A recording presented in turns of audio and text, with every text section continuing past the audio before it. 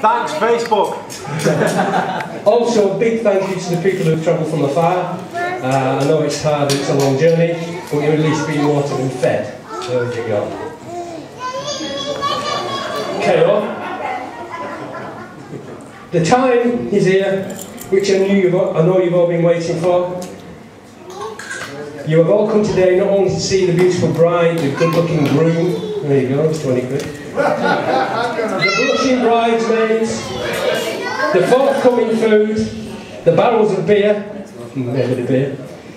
You're all here today for the speeches.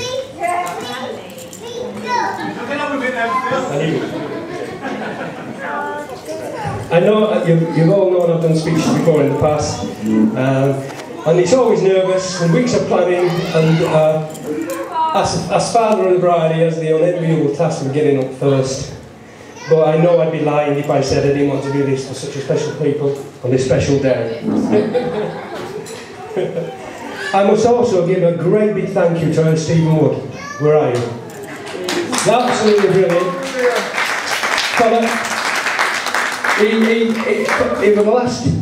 In the last minute he offered to do a show for him. He dressed the cow with ribbon, made it look really good, professional, wore a suit, well impressed. A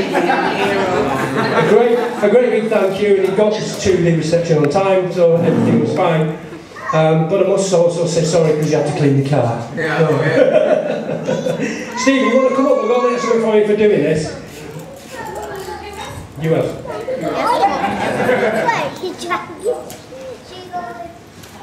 A little present of Sarah and Jason.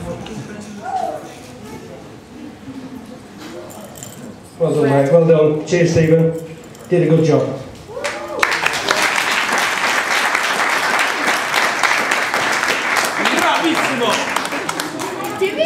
Well, the day is here at last, and I'm sure you'll all agree it's one of the most stressful time of your life.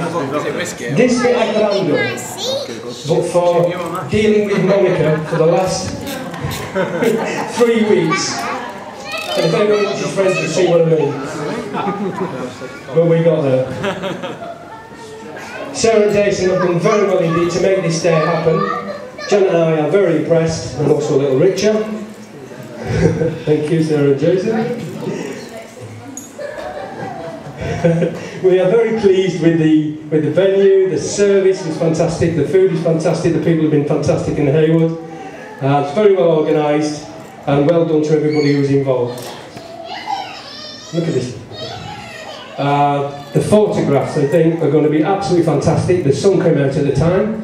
That was all timed and paid for. That was fantastic. And in a few years' time, I'm sitting there with not a lot to do. I'm looking at one of the twiddling his wedding ring.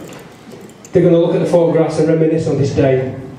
And Grace, believe you me, when you're sitting there with your boyfriend, holding his hand, Mum and Jason are going to get the album out. They are. Trust me.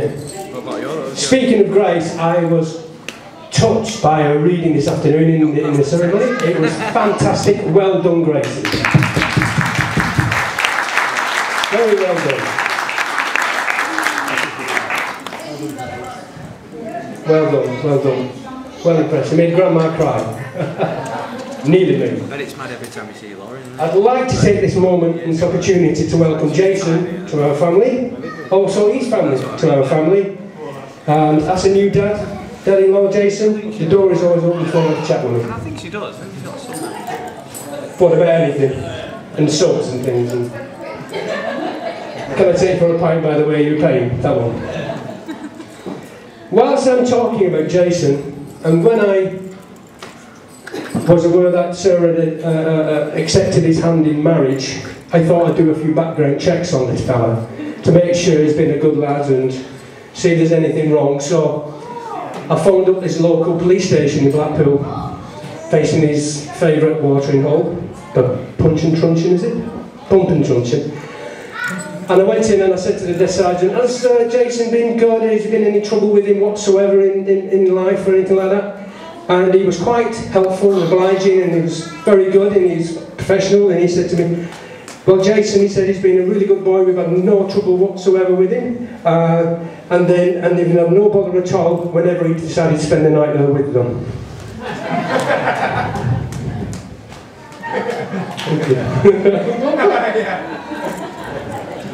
But I must admit, I was quite concerned the other day when Sarah phoned me, in tears, panicking, crying. And she said, Daddy, Daddy, Daddy, you've got to come and pick me up, take me home, straight away. Jason has been saying some terrible 4-letter words to me. And I'm thinking, what's going on here? This is not correct, I'll have to find out. So I said, Jason, Sarah, calm down, please. Calm down, please tell me what these 4-letter words Jason's been saying to you, because I'm not having it.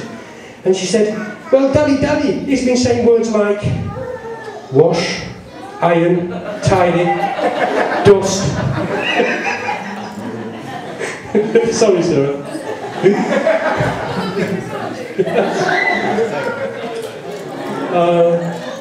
Also, I'm pleased to see that Jean has had her prayers answered, and at least 2 of them, at least, anyway. One is seeing her little boy getting married, and the other, whom he has married. Ever Sarah. Well done. Speaking about the bride and groom, we have this picture of them outside our house in Furnace Avenue. That one there you see.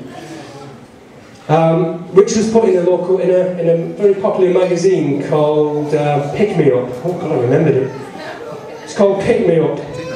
And if you ever get it, it's great. It's got a lovely story of how these met and what happened, and they blamed me why we dragged them away from Furnace Avenue to live a better life down south and separated these two. And then when I look at that photograph, and I look at these two now, I thought, fantastic, you know, really, really good. But there's 2 things missing. And one of them is Sarah's knees, where they used to be bruised and battered and scabbed over. And the other one, I can't put my finger on it. Oh, there it is!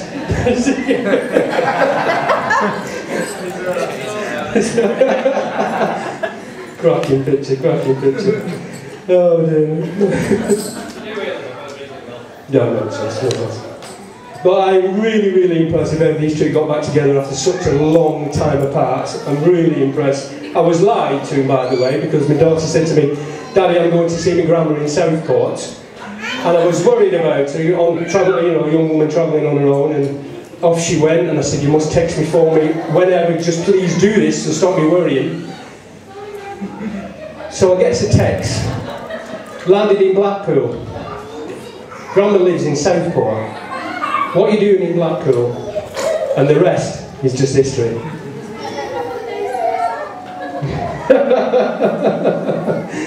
Oh dear. I'm also reminiscing a bit. While I'm reminiscing, I remember one particular night before we left from Furnace Avenue down to where we live now in Buckinghamshire.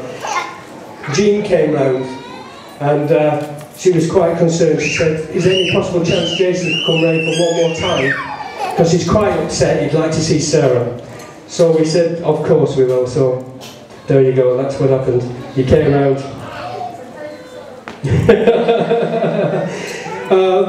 And then on a more serious note, the other day, me and Jason were having a chat, and he said to me, Phil, he said, what is your secret of such a long marriage? And I said, well, that's quite easy. What's the secret is this? No, they said to me, I said to him, I said, well, we had 3 children quite young, and then we got 3 grandchildren, and the family's getting bigger and bigger. So we decided to make a pact that if anybody left, packed up and went first, they'd have to take the children with them. Oh dear, I'm going ahead of myself here. Oh dear. Oh dear. Right. Oh dear. Excuse me, one other drink, one other right. Oh. Not long, it's nearly there. Look, no, it's not bad. See, not as bad as last time. Right. But please remember this, that YouTube can always rest on us and encourage you all the time, help you all the time as a young married couple. So just always come round whenever you need to. Then eat more food and drink everything. But now, as my speech comes to an end, and I know you're all continuing to sigh as you must, but there you go. I am now in great anticipation, knowing that the groom, or the best man, will soon be entertaining us or treating us with their own words of wisdom, or something like that. So I think then the best is yet to come. The best is yet to come. I'm smiling very nervously, aren't I? Okay, I do have one more duty to do as father of the bride, and that is to wish the newlyweds all the happiness in the world. And I would also like you all to please stand. Except you two. Hey, Steve. And you're ready? Raise your glasses to the bride and groom. The bride and groom. Sarah and Baldy. Sif and Baldy. You can hear that. That was Gaz, by the way. You said it first. Hey. You said Baldy first. Good lad, go Dadson. So he wants to ease that. One more thing. He is Before I hand it over to the groom, to Jason, my son-in-law, I have to say, what do you mean that's it? Telling you, man, he is the fucking Another time.